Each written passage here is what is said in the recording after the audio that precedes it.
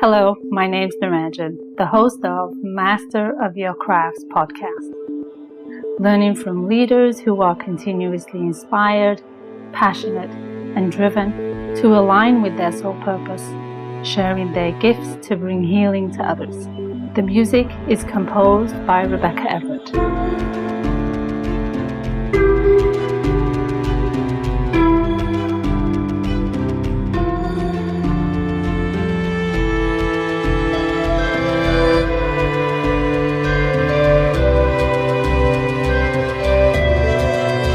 Today is episode number 46, where I'll be talking to Gibran Cuevas, a divine being having a human experience.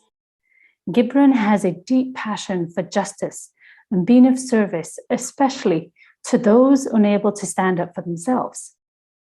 Gibran lives life fully and feeling blessed for each day, expanding into limitless and fearlessly unstoppable in the name of service for humanity. Hello and welcome to Gibran. How are you? Fabulous. How are you? I'm doing wonderful. I am excited for our conversation to learn more about you and your journey that life has presented you, because it's presented you all kinds of, I want to say, magic from experiences to really define who you are and how that works with the external world, because sometimes they don't jive together very easily, and there's very little coherence. What do you believe about yourself, and do you feel it defines you with your journey of, I want to say, identity and, dare I say, the transition of traditional gender roles that we identify with today?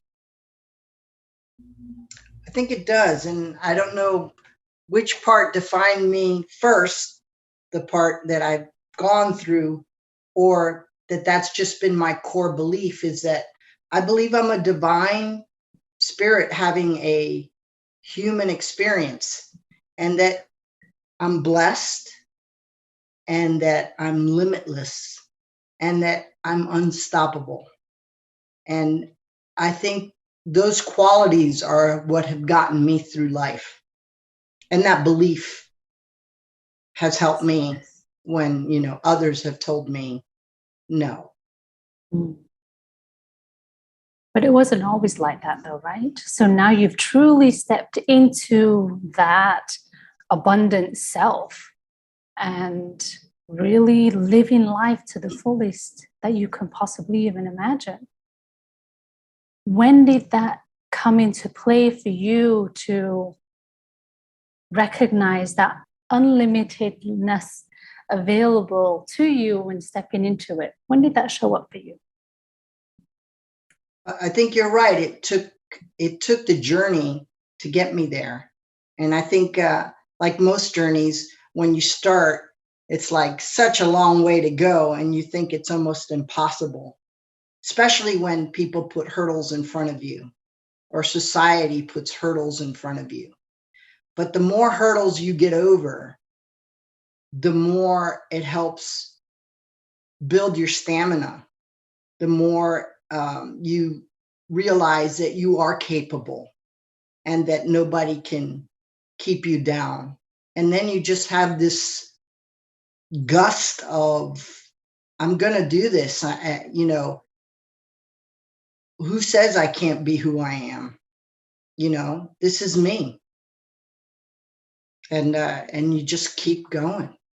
Yeah. And it just drives you. Now it's like nobody can stop me. Right. Yeah, that kind of. So it is a journey. Yeah. So that stance, and even as you say it, that nobody can stop me, that stance and position and that power behind that, is that all an attribute from what you had endured to get to this space, or is it coming from a place of truly feeling and embodying who you are? I think it's both. You know, like I said, it empowered me every time I got knocked down to get back up. And of course, it had to do a lot with me having to be myself, not bending the knee to someone else. You know, just fighting to be me. Did you identify it as a big fight before to truly step into that? Was it a fight with others? It was survival. It was survival mode at the beginning because sometimes you couldn't fight it, even though in the beginning it was a lot of lying to survive, you know, or not acknowledging or not being able to be myself because of the fallback. You know, I wanted a certain career. I wanted to serve my country. I wanted to be a police officer. I wanted to have children. I wanted to get married. I wanted all those things that the average straight person at the time, cisgender, heterosexual person at the time, took for granted. It just was a freedom for them that they expected. But it was a outright battle, and at times survival required me to lie just to be able to get the job or have the children or have those things that like I said, the average person, heterosexual person, was able to have that I was not. So some people say, well, you lied. And yeah, it's called survival. Mm. And at that point, you do anything to live. Right. That must have taken such a big toll on you during that time of being in that space, and to your core being coming from a place of not truly stepping into your own sovereignty, your own authenticity. Exactly. And my own integrity. You know, I consider myself a person of integrity and honesty, and to have to lie and not be my authentic self, it does take a toll on you emotionally, physically, and just hurts. It hurts to have to lie about who I am because other people's reactions can affect my life, my children's life, you know, my income, my livelihood, my home. So to have to lie about who I am just to be able to have a job or to keep my children safe was just a very sad and hurtful experience.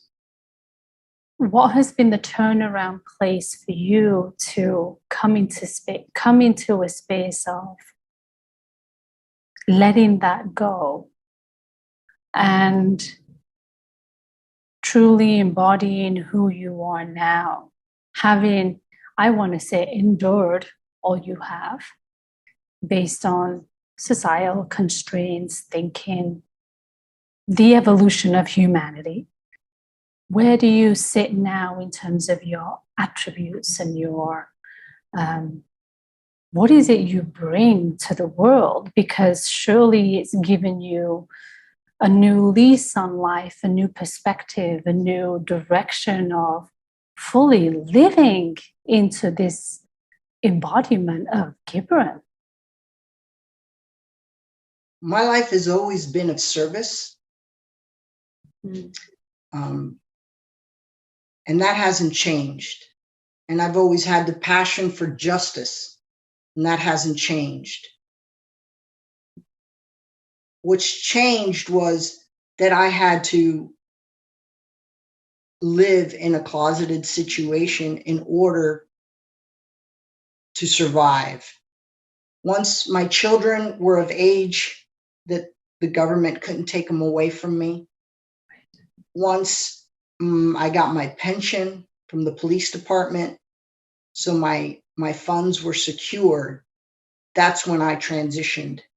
And now, ever since I transitioned, I've been a voice for those who've had to go through what I've had to go through. And I'm spending my life again in service for the children, because now to help them through their transition and to help them through all the prejudice, discrimination, and hate that's out there, and try to be a role model and a beacon of hope for other people in my position, to let them know that they're okay and they're going to make it, and that they have other people who've gone before them and have lived, because a lot of people commit suicide. Yes. A lot of people commit suicide because not because they hate themselves, but the hate that is generated towards them for being their authentic self. And it takes courage and it takes a lot of self-love to combat that. And so I'm here to try to help anyone who's under that kind of stress and pressure, to let them know they're loved, they're perfect the way they are, and to not give up on life because of what other people say and do. Right. And that's been my purpose and my service since I retired from the police department and the military. And you was in those roles for quite a number of years. So the exposure and the visibility that you've had of, I want to say, injustice in the justice system has possibly governed and shaped the second phase of your life. Absolutely. I'll confess, though, that even during the military and the police career, I was always an advocate, just careful that not my jobs would, because I would have been kicked out of the military and I would have been kicked out of the police department at the time, and my children would have been taken away from me. Mm-hmm. So because of those, I never stopped advocating. I never stopped marching. I never stopped protesting, because what's wrong is wrong. And to treat any human being like they don't deserve rights is wrong. And that has always been. And of course, during my time as a military police officer and a police officer, I've always brought that to the table. I've never treated people any less for who they are. And I've always tried to follow the letter of the law, but with humanity. Right. Right. Do you feel the role of being of service and really seeking out justice for, I want to say, equality, is potentially your calling or a greater purpose of why you feel you've been plopped onto this planet today? Absolutely. Especially when you're going through all the pain. You're like, why am I here? This is just not worth it. And then when you get a grasp of air, you go, I made it through this, and there's other people suffering like I am. And if there's any way that I can help with the suffering, and I'm making it, and I can help somebody who's less able to. So I would stand up and be their voice. My passion and my purpose has always been service and justice. And that's been my whole life since I was 18 years old when I joined the military. So, and here I am 60, and I'm still doing it. What was that spark at that ripe young age that had that fire in your belly, so to speak, to put you in these roles and put you in this position? What was that? Was it an influence of your parents, your family, your community? Where did that really come from? As a child, I just saw law enforcement as people that stood up for good people and against bad people as a child. And so I always thought, I want to be able to help. I want to be a good guy. I want to be on the side of good. And I truly wanted to help my community. And I thought, which better way than being a police officer? I thought that was the right way. Of course, I learned a lot from being a police officer, that justice isn't so black and white. Yeah. However, the fact that I was there, I felt that was my duty to do the best that I could with whatever situation came up for me.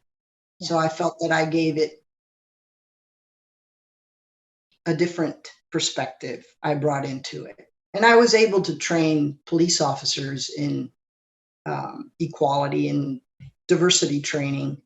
Yeah. So, and I was able to help a lot of children in sex trafficking and a lot of runaways and domestic violence situations. So I was always in a very social police officer position, working special victims and child abuse and domestic violence.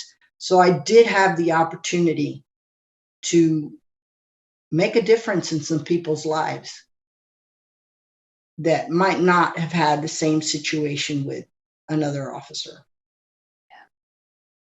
What do you feel were some of the attributes that you had garnered during that time of being through the police force system and the military in nurturing and having the exposure to some pretty, I want to say, violent or tumultuous circumstances?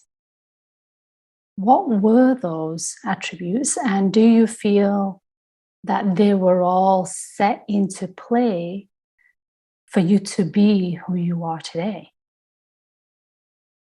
Well, I've definitely learned a lot of lessons. And being a police officer in Miami, you really get a big scope of humanity. And I think I learned a lot about empathy, compassion, understanding. I think those were the greatest lessons for me. Yeah. And those are, I want to say, possibly the ones that you were maybe begging for other people to offer to you. Exactly. All the more reason when I got into the role of law enforcement, I wanted to bring to the table, but I actually learned more of it,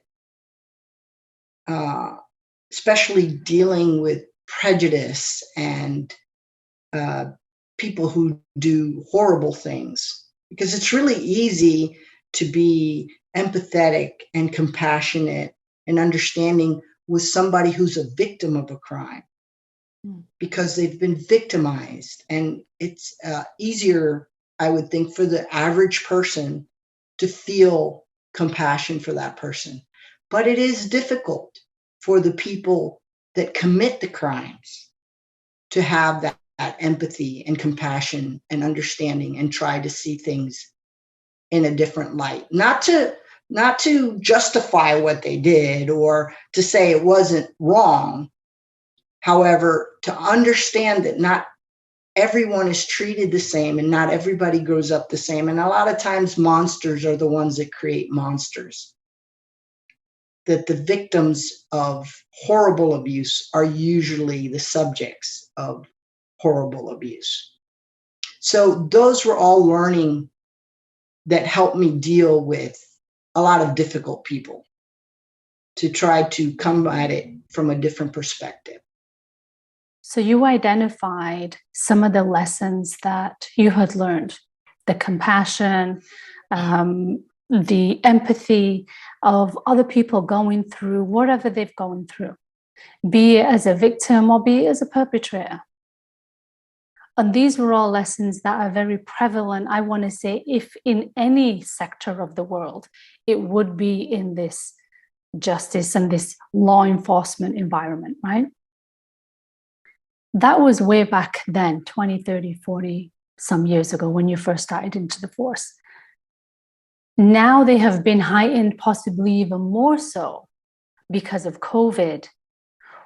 What do you think happened, if anything, about these attributes and these skills being pushed on the back burner, of not getting the attention, not getting the visibility, not being present when having a conversation and having that compassionate space, rather looking at it from an external identity of this is what you look like, this is what you behave like, I can put you in a box, all very left brain thinking. Whereas these attributes are very right brain. So was there an off balance to begin with, do you think? My personal opinion is just a systematic issue of people, especially of people in position of authority. Mm-hmm. When I started, I was young and dumb and full of piss and vinegar and anger. I had a lot of anger. Angry that people didn't see me, angry that I was hiding myself, angry that I wasn't accepted as a human being. That was a big one. I still have anger sometimes, and I try to stand up when I see injustice. And I think that's where that anger comes in, because the compassionate side of me tries to understand where that person is coming from. But the injustice, I can't stand for. I have to try to, my friends say to me, why do you bother? You're not going to change anybody's mind, right?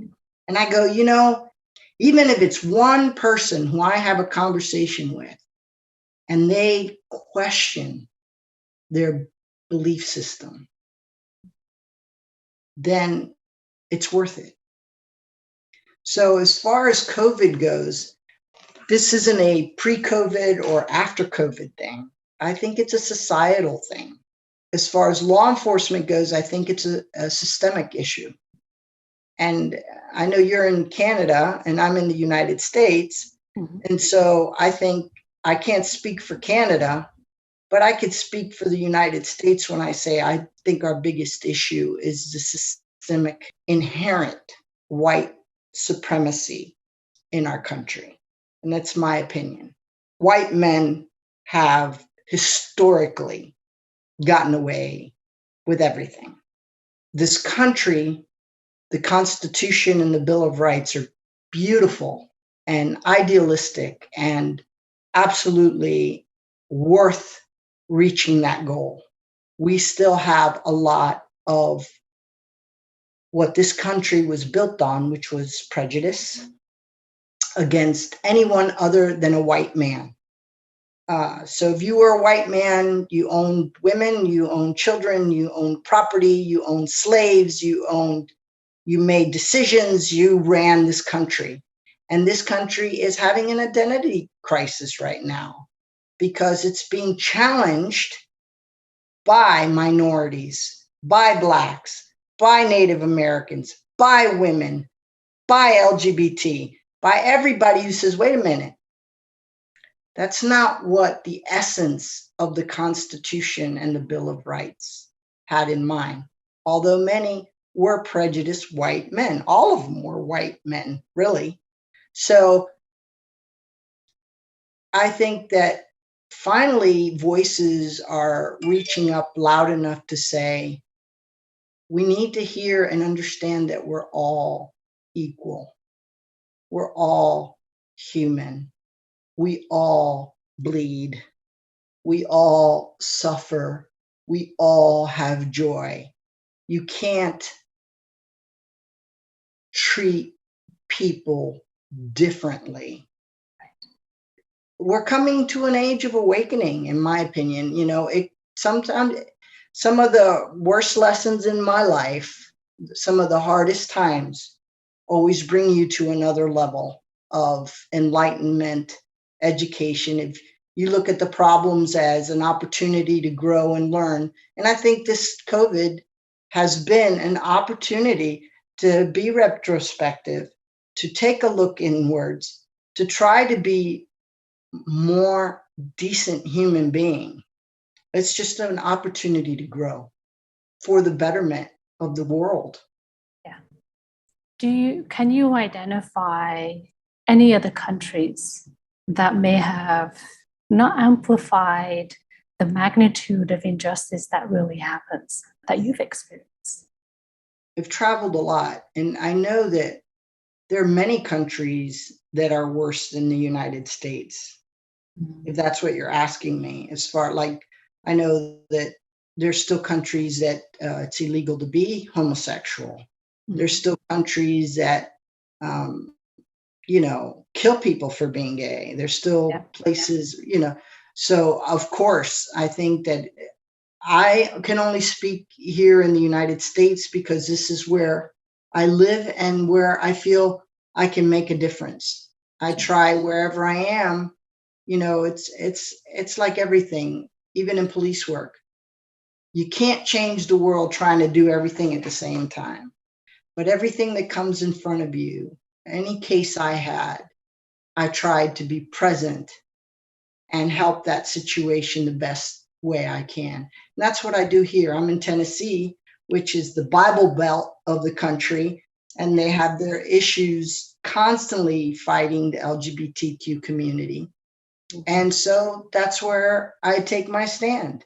I'm here to be a voice for those that are too afraid to be a voice, and to help the children, to fight. So it is a human issue. Therefore, it is a world issue.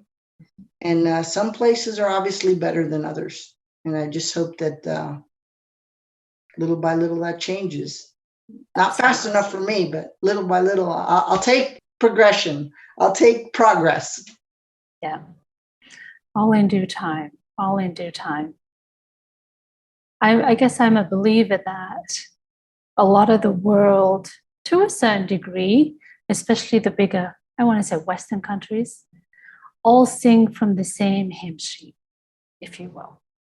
What you identified of going on in Tennessee, in the United States, even as a broader country throughout all the states, I'm sure there are magnitudes of it there, some higher and some not as much, not as visible. Canada's not too far behind. I believe it's pretty similar in terms of the injustice aspect. And I'm from Britain, so I know I've seen it there too. And a lot of the bigger Western countries, I feel, they all run the same way. They all run the same way, just as we've been able to see it clearly identified, even with this whole COVID situation. They're all running the same monologue, if you will. And that to me is triggered by the awareness of humanity, going back to your issue of the acceptance, the identity, the living a lie or living a way of life based on other people's consciousness, and acceptance to step out of that patriarchal system. which I think is not only hitting the LGBTQ community, but it's hitting humanity on a much broader scale. And that's where my curiosity comes in of how does it hit that sector? Because I've seen it roll out in the South Asian community. And it's a movement, and it's about time. Absolutely. So your intentions are to be of service and to continue to support and create a space for other individuals challenged with whatever it is plaguing them to truly step into their own skin and truly feel what that looks like. Is there anything else that you'd like to add to that to support other individuals on their own journey? Well, I just wanted to add that since I work with a lot of youth, LGBTQ and straight, not LGBTQ, they're going to be our saviors. Because I've noticed that as difficult as it is for some of them, they don't want to be confined or put in a box. Most kids now that I've dealt with don't like being put in a box as far as gender goes. They're like, I'm fluid, I'm queer, I'm non-binary. That's the future.